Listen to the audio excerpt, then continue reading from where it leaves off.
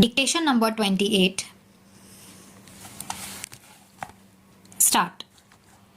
The record of freedom of the press in India has been laudable with the exception of emergency era in 1975 to 1977.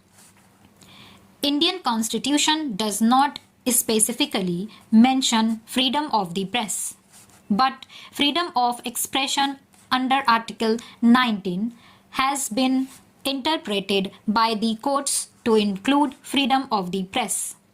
All the same, the freedom of press does not mean a license. It is subject to reasonable restrictions in the interest of the security of the state, friendly relations with foreign states, and public order. Our newspapers are protected against action in the courts for publishing the proceedings of Parliament. There are many acts to protect freedom of the press.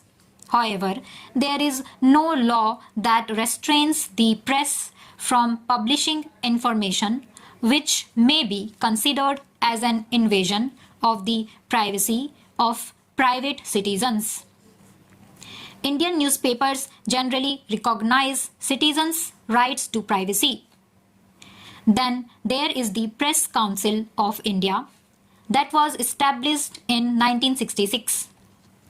It looks after preserving the freedom of the press and raising standards of newspapers, magazines, and news agencies by developing a code of conduct. But electronic media does not come under the purview of the Press Council of India. The government is expected to limit its freedom in due course of time. The press is the fourth estate of any democracy in the world.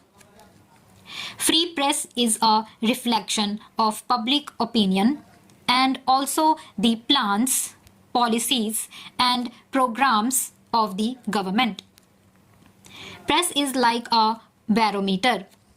It shows the rise and fall of the fortunes of the ruling class.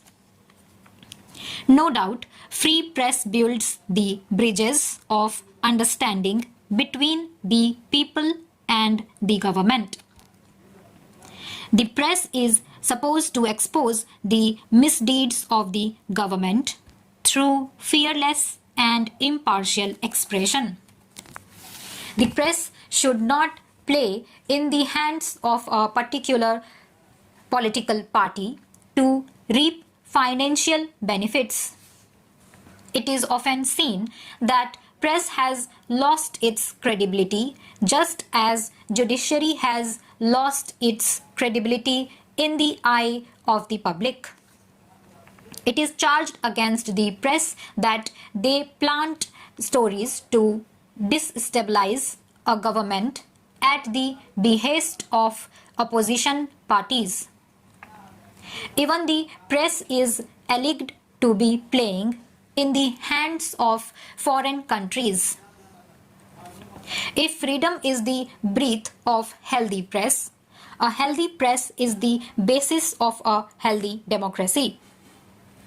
The days are gone when a newspaper would force a corrupt minister to resign overnight. The newspapers of today are willing tools. They join in chorus to defame a person who dare to point at the dishonest dealings of the government. They are no more voice of the people. On most of the national problems, they spread misinformation among the people. They seem to conceal more than expose when it comes to the powers that matter. A few newspapers and channels have taken upon themselves to see that the opposition parties should be represented in unfavorable light. Each appears to be the member of some families of the government in power.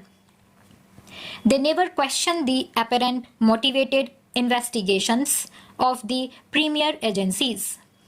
Electronic media has entered the bedrooms of the people.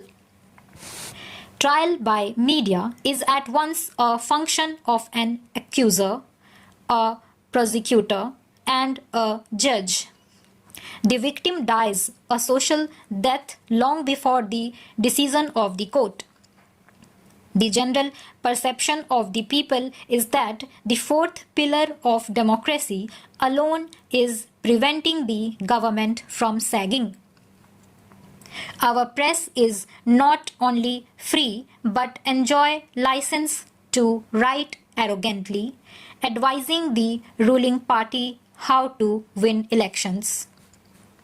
This is not journalism, enlightened, corrective, and informative.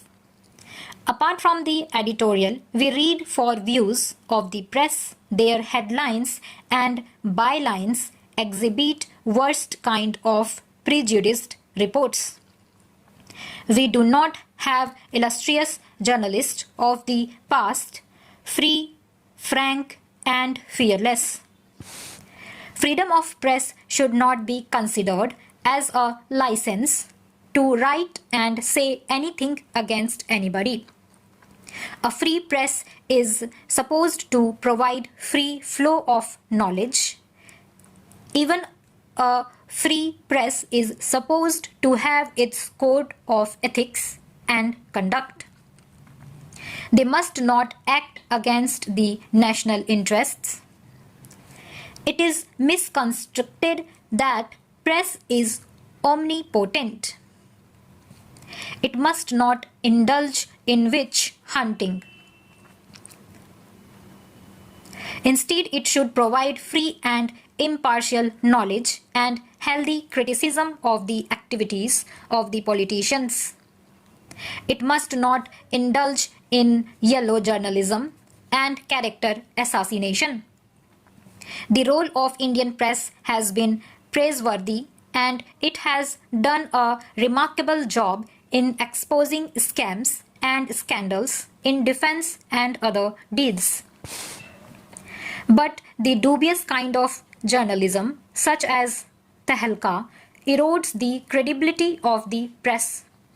With the advent of cable TV and foreign channels, citizens must be vigilant to see through the designs of the reporters and the quality of reporting.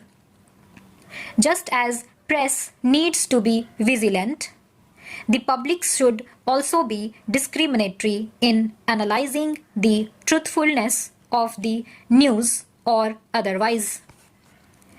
An enlightened readership is the greatest restraint on misrepresentation of the facts by the information media.